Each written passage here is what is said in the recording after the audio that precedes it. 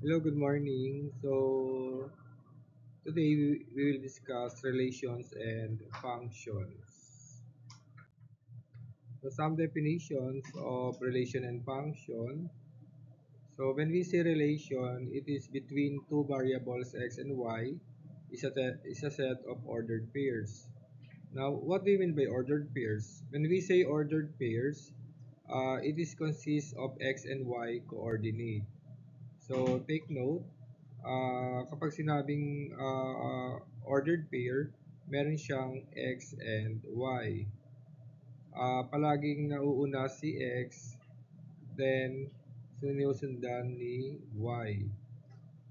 Yan, ganyan po yan. Example, let's say we have 3 and 4. So, yan po yung example ng ordered pair.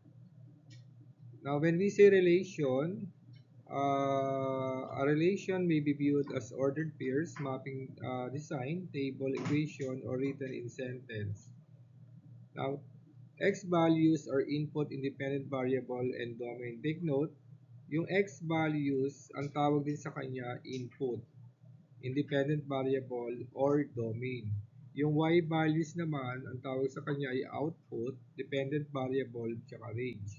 Kung naalala nyo, pinag-aralan nyo sa general mathematics nyo, di ba yung input, output, or domain and range. Now, what makes this a relation? So, look at the given example. So, we have 0, negative 5, 1, negative 4, 2, negative 3, 3, negative 2, 4, negative 1, and 5 and 0. Now, is it a relation? Kapag meron pong input at output, masasabi natin na relation. So, dito, alamin natin yung domain. Para makuha yung domain, just look at the values of x. So, ito po yung domain dyan, yung 0, 1, 2, 3, 4, and 5. So, yan po yung mga domain or yung x values ang titingnan or yung input. Now, kapag range naman, ang titingnan nyo is y values. So, we have negative 5, negative 4, negative 3, negative 2, negative 1, and 0. So, yan po yung domain and range. Since meron siyang domain and range, masasabi natin na relation yung given ordered pairs. Example number 2. Look at the example. So, we have the inputs for negative 5, 0, 9, and negative 1. Then, the outputs are negative 2 and 7. Is this a relation? Yes, it is a relation because it has input and output. So, tandaan nyo lang, kapag may input tsaka output, relation siya.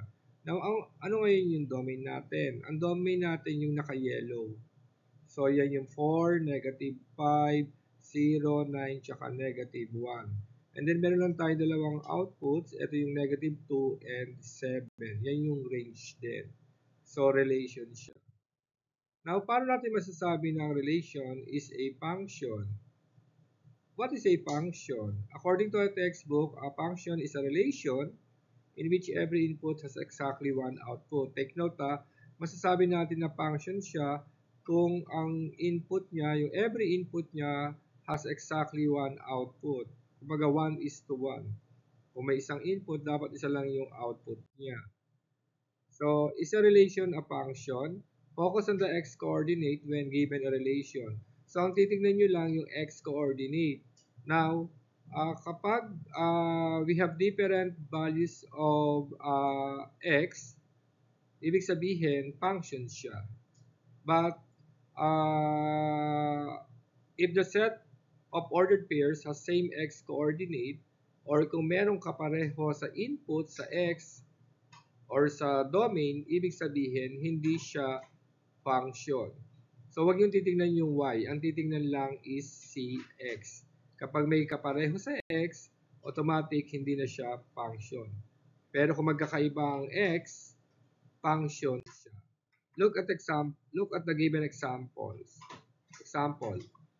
So, we have 0, negative 5, 1, negative 4, 2, negative 3, 3, negative 2, 4, negative 1, and 5, and 0.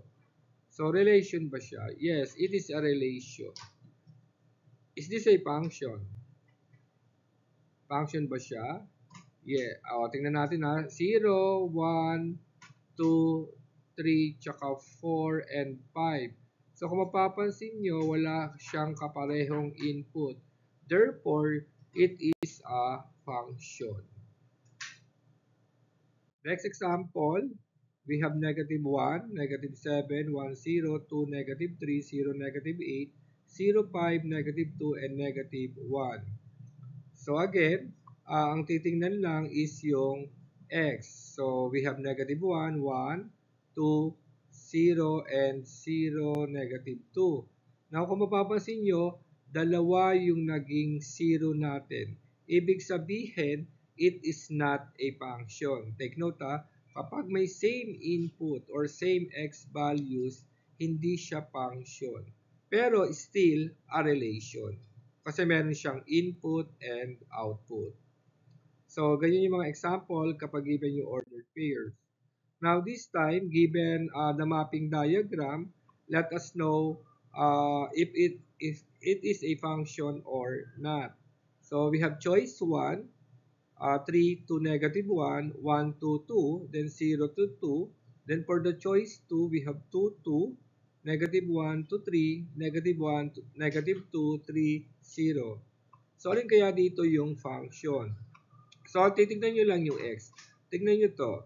Yung 3, 1, 0, may tagi-isang output sila. Samantalang tong si negative 1, dalawa yung naging output niya.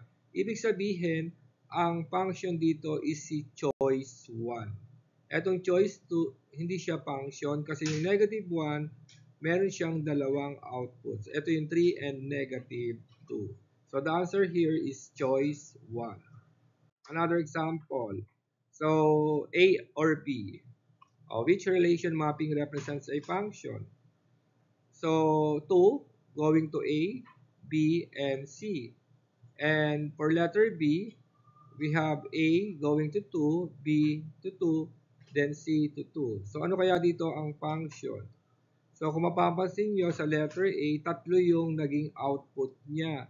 So sabi sa function, dapat isa lang ang nagiging output. Dito, isa lang naman ang naging output dito, pero magkakaiba sila ng domain. Ibig sabihin, ito yung function. O tandaan, ang 1 to many is not a function, and many to 1 is a function. So, etong letter B ang sagot. Function siya. And then, using vertical line test now, let us know if the given graph is a function or not. So, would this graph be a function? So, gamitan natin ng vertical line. Take note, if the vertical line crosses only one point, it is a function. Kapag isa lang yung point na nag-intersect, ibig sabihin function siya. But when the vertical line crosses 2 points or more than 2 points, it is not a function. Padaanin natin yung pencil. So, ayan.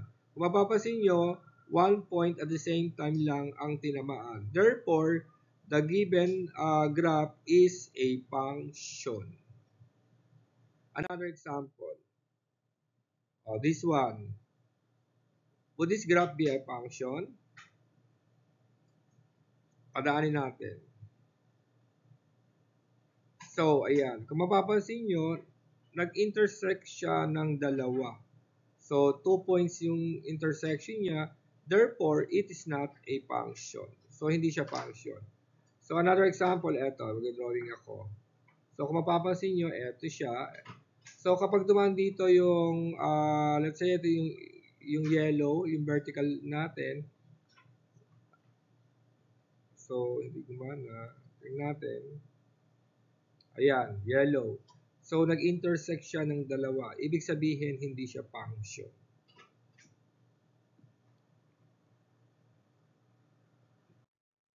Another example, try.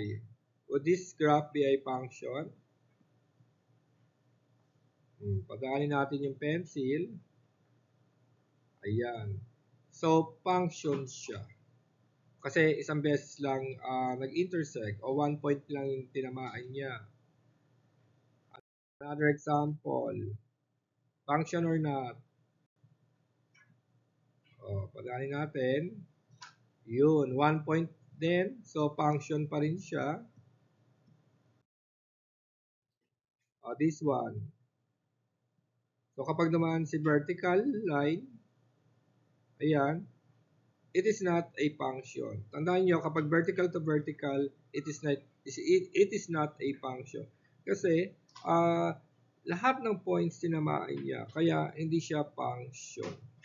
Now, ano bang application itong function in real life?